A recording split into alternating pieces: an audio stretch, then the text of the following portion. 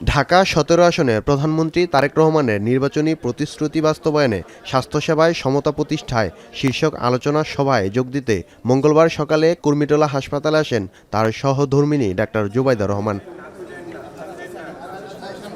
শুরুতে কুর্মিটোলা জেনারেল হাসপাতালে প্যাথোলজি বিভাগ, গ্যাস্ট্রোলিভার সেন্টার এবং ৫০ শয্যা বিশিষ্ট আইসিইউ উদ্বোধন করেন ডাক্তার জুবাইদা রহমান।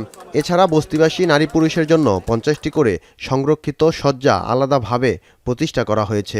এছাড়া ৬৬ থেকে ১০০ শয্যায় উন্নীত করা হয় ডায়ালাইসিস বেড। উপস্থিত আছেন মাননীয় অনুষ্ঠানে তথ্যমন্ত্রী বলেন, প্রধানমন্ত্রী তারেক রহমান তার পরিকল্পনাকে বাস্তবায়ন করতে কাজ করে যাচ্ছেন।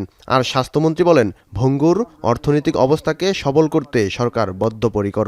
চিকিৎসার ক্ষেত্রে যে মৌলিক সমতার জায়গাটা অর্জন করা দরকার, যা জনাব তারেক রহমান তার নির্বাচনী ইশতেহারে এবং আমাদের ৩১ দফাতে বারবার বলেছেন, এমনকি যুক্তরাজ্যের মতো আধুনিক দেশের সঙ্গে তাকে অনুসরণ করে কিভাবে করা যায় তাও আমরা উল্লেখ করেছি। তারেক রহমান আজকে জাতিকে নিষ্ঠা এবং সততার সাথে সেবা করে দিয়ে যাচ্ছেন।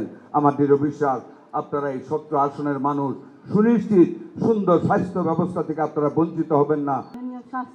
এ সময় প্রধান অতিথির বক্তব্যে ডাক্তার জুবাইদা রহমান বলেন, স্বাস্থ্যসেবা মানুষের মৌলিক অধিকার, তাই স্বাস্থ্যসেবায় সব শ্রেণী পেশার মানুষের অধিকার ও সমতা প্রতিষ্ঠা করা জরুরি। আজ আমরা তাদের স্বাস্থ্য সংক্রান্ত সব চিন্তার, কষ্টের অবসানের পথ দেখাতে চেষ্টা করতে চাই। স্বাস্থ্যসেবা এখন তাদের দোরগোড়ায়, কারণ আমরা বিশ্বাস করি স্বাস্থ্যসেবা কোনো সুবিধা নয়, এটি মানুষের মৌলিক অধিকার।